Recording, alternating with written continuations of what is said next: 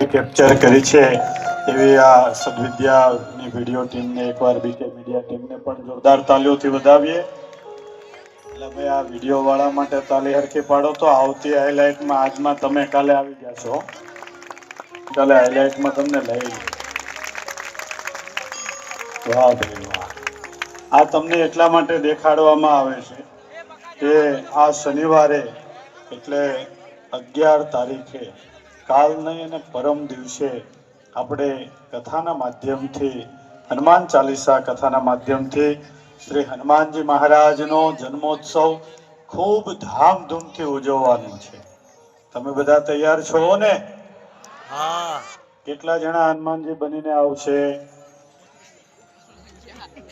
હવે બેનો કે અત્યાર સુધી તમે આયા કરી અનકોટમાં જે લાવવું હોય એ અમે લાવશું ધરાવવા માટે જન્મોત્સવ નિમિત્તે. પણ હનુમાનજી તો આ બાજુ તમારે જ બનવું પડશે હો ભાઈ. હા, એમાં તો એકમાં આ પાડી દો આખી કથામાં એટલે બનશો હનુમાનજી. જો બે ફાયદા થાય. એક તો સુખડી ખાવા મળે, બરોબર, અને દર શનિવારે જે ભાવતું હોય ઘરવાળીને કહીએ કે જો આજે હનુમાનજી બહેનો તો ને 52 શનિવાર તારે હું કહું એ જ જમાડવું પડે તો હનુમાનજી પ્રસન્ન રહે તારી ઉપર. બે ફાયદા થયા.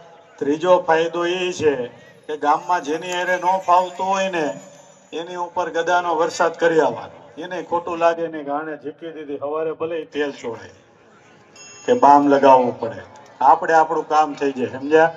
એટલે ખાસ આ અવસરે જે સ્વામીજી કથાના માધ્યમ માટે પ્રયત્ન કરતા હોય કે હનુમાનજી મહારાજે જે આ પરાક્રમી ચરિત્ર કર્યું છે એની પાછળ ફક્ત ને ફક્ત એક સેવા ભાવના હતી.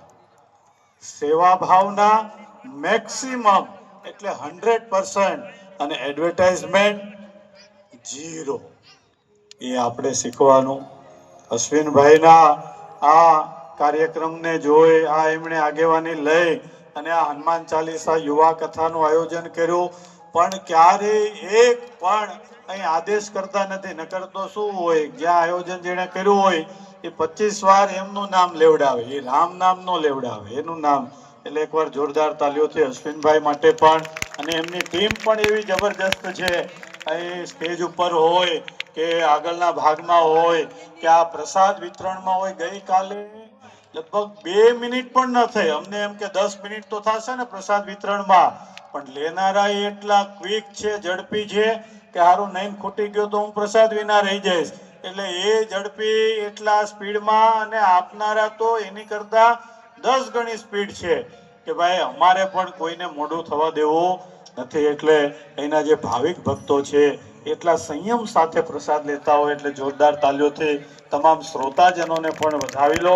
આવો વિષય ભરી સાંભળવા છે, કારણ કે ઘણા બધા વિસ્તારમાંથી ભક્તજનો આવ્યા છે. આજુબાજુના ગામડાના, સાબરકાંઠાના ઘણા બધા ગામડાના ભક્તજનો અહીં ફક્ત ને ફક્ત સ્વામીજીના મુખે હનુમાન ચાલીસા કથાનું શ્રવણ કરવા માટે આવ્યા હોય. ત્યારે આવો આપ સૌ કોઈને જોરદાર તાલીઓ સાથે વિનંતી કરીએ. પૂજ્ય શાસ્ત્રી સ્વામી હરિપ્રકાશદાસજી સ્વામી અથાણાવાળા, સાળંગપુર ધામ.